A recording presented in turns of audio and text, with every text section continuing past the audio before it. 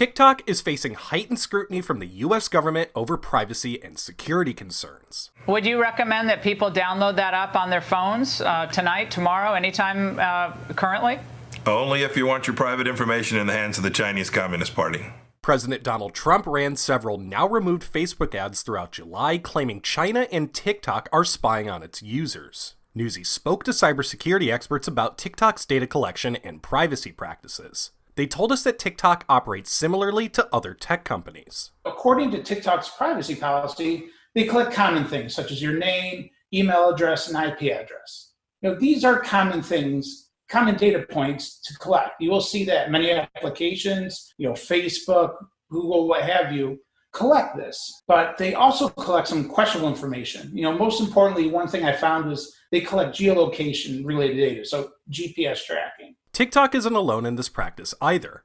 Companies like Facebook also collect GPS data on users who opt in, according to their data policy. Majera told Newsy that TikTok's policies are designed to show TikTok isn't mishandling personal information of its US users. They host their primary data in the US and outside of Chinese law.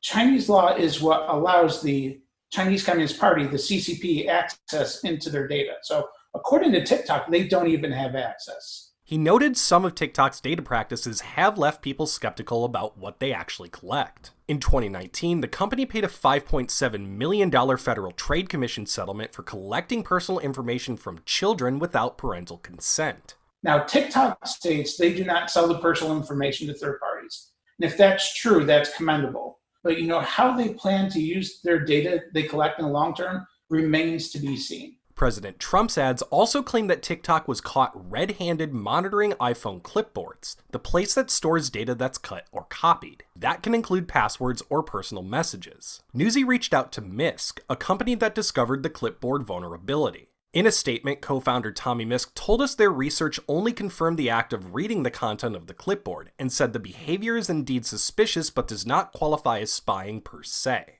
Misk said TikTok was not alone in this practice and that they found dozens of apps read the clipboard frequently and for no clear reason as of late June, including several US-based news apps, mobile games, and shopping outlets. Majera added that some of the data that TikTok collects compared to other brokers is pretty limited and could be obtained from other sources. If TikTok is collecting 6, 7, 8 data points, those are good data points. But at the end of the day, if they really want data, they can create a company and buy data from these data brokers that would be way more comprehensive than anything that they can collect from TikTok.